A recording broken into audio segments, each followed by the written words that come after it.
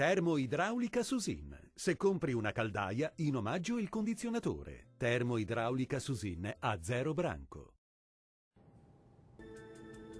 Ben ritrovati al meteo di Antenna 3. Sarà una giornata caratterizzata da un tempo localmente instabile sulle nostre regioni, con nubi e anche con qualche pioggia. Vediamo il dettaglio del 12 dicembre.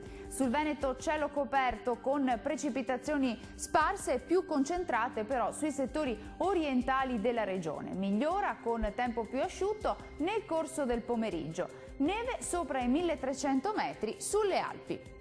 Vediamo anche l'andamento delle temperature. Le massime saranno comprese tra 8 e 12 gradi, valori notturni attesi tra 5 e 10 gradi circa. Spostiamoci ora a vedere che tempo farà sul Friuli Venezia Giulia. Anche qui il cielo sarà coperto con precipitazioni diffuse, localmente anche a carattere temporalesco e forti. Neve sulle Alpi sopra i 1200-1300 metri circa.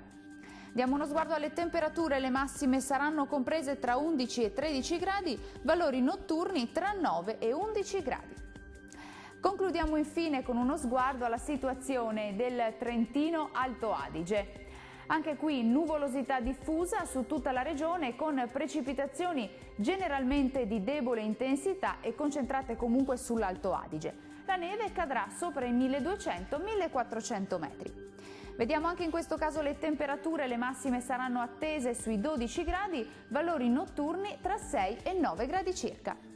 Il mare sarà generalmente molto mosso, i venti moderati da sud, localmente forti, meridionali sul Golfo di Trieste.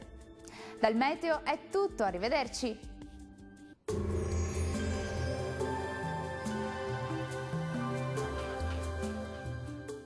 Termoidraulica Susin. Se compri una caldaia, in omaggio il condizionatore. Termoidraulica Susin a 0 branco.